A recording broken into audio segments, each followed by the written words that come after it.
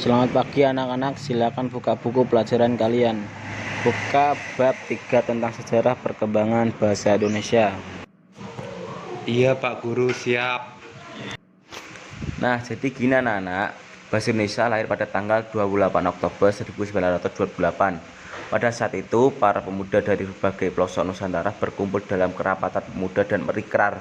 Ada yang bisa menjawab apa tidak? Bagaimana bunyi ikrar Sumpah Pemuda itu? Saya pak, saya pak. Ya, Rizky dijawab.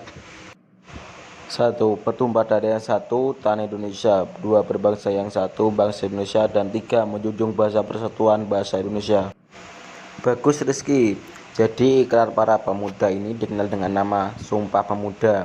Unsur yang ketiga dari Sumpah Pemuda merupakan pernyataan tekad bahwa bahasa Indonesia merupakan bahasa persatuan bangsa Indonesia. Pada tahun 1928 itulah bahasa Indonesia dikukuhkan kedudukannya sebagai bahasa nasional. Bahasa Indonesia dinyatakan kedudukannya sebagai bahasa negara pada tanggal 18 Agustus 1945.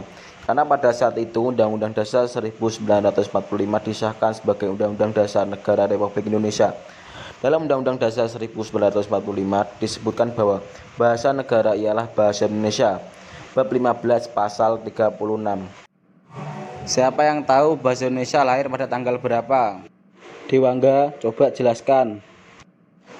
Ya, saya Pak. Bahasa Indonesia lahir pada tanggal 28 Oktober 1928, Pak. Betul sekali Dewangga. Lahirnya bahasa Indonesia bertepatan dengan peristiwa apa? Siapa yang tahu? Coba Andrian jawab pertanyaan Bapak. Bertepatan dengan peristiwa Sumpah Pemuda, Pak. Nah, betul sekali Andrian. Jadi tanggal 28 Oktober 1928 diperingati juga sebagai hari lahirnya bahasa Indonesia yang bertepatan dengan peristiwa Sumpah Pemuda. Gimana anak? Ada yang mau ditanyakan? Pak, saya mau bertanya, Pak. Ya, silakan Rizky, mau tanya apa? Pak, kenapa bahasa Indonesia yang dijadikan sebagai bahasa nasional di negara Indonesia? Nah, pertanyaan yang sangat bagus sekali. Jadi begini, karena di Indonesia ada berbagai macam suku bangsa dan bahasa, maka pada tanggal 28 Oktober 1928, para pemuda dan tokoh-tokoh negara yang lain membuat kesepakatan bahwa untuk mempersatukan bangsa Indonesia harus ada satu bahasa yang digunakan, yaitu maka terpilihlah bahasa Indonesia. Oh, begitu ya, Pak. Gimana anak? Ada yang mau bertanya lagi? Ya, saya Pak. Ya Dewangga, kamu mau bertanya tentang apa? Pak, kenapa bahasa Indonesia kok hampir mirip dengan bahasa Melayu? Ya, memang benar ada kemiripan antara bahasa Indonesia dengan bahasa Melayu. Karena bahasa Indonesia mengadopsi dari bahasa Melayu yang disempurnakan oleh para perumus bahasa yang ada di Indonesia. Bagaimana anak-anak, sudah paham? Ya Pak, saya sudah paham. Terima kasih atas jawabannya Pak. Ya, sama-sama. Ada pertanyaan lagi apa tidak? Saya, Pak. Oh iya, Andrian, silahkan bertanya. Kedudukan dan fungsi bahasa Indonesia itu apa saja, Pak? Mohon dijelaskan.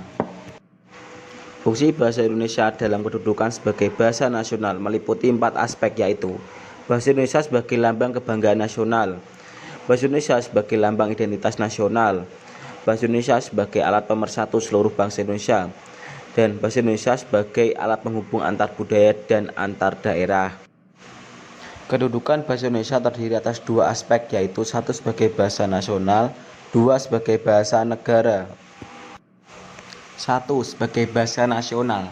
Tanggal 28 Oktober 1928 pada Hari Sumpah Pemuda lebih tepatnya, dinyatakan kedudukan bahasa Indonesia sebagai bahasa nasional memiliki fungsi-fungsi sebagai berikut, yaitu 1 bahasa Indonesia sebagai identitas nasional, 2 bahasa Indonesia sebagai kebanggaan bangsa, 3 bahasa Indonesia sebagai alat komunikasi, 4 bahasa Indonesia sebagai pemersatu bangsa yang berbeda suku, agama, ras, adat istiadat, dan budaya.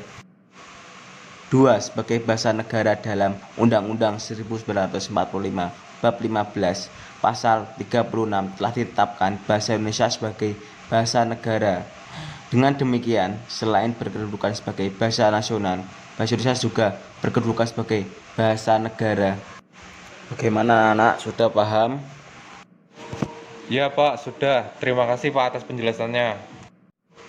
Nah, kalau tidak ada pertanyaan lagi, buka halaman 26. Silakan kerjakan soal-soal. Kerjakan di rumah ya, anak. Iya, Pak, siap. Nah, kalau begitu untuk pelajaran hari ini cukup sampai di sini ya. Minggu depan tugasnya dikumpulkan ya, anak. Bapak akhiri, wassalamualaikum warahmatullahi wabarakatuh. Waalaikumsalam warahmatullahi wabarakatuh.